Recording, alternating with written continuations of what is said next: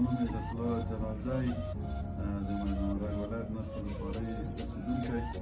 او دلته د همت حرمین زراعتي او تجارتي شرکت د رئیس په توګه مسؤلیت لرم.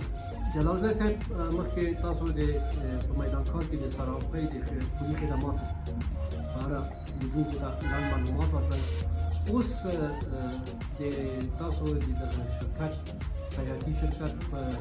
بکګراوند باندې لنډ معلومات ورکړئ، څه علت باعث شو چې تاسو داسې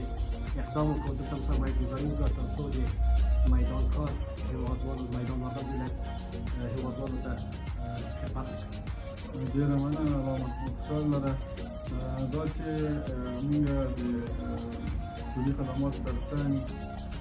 دا هم یو فرصت وګڼه او بل درکړم ته چې دغه برخه کې کوم چې د صنعتي موضوعات راځي یا هېواد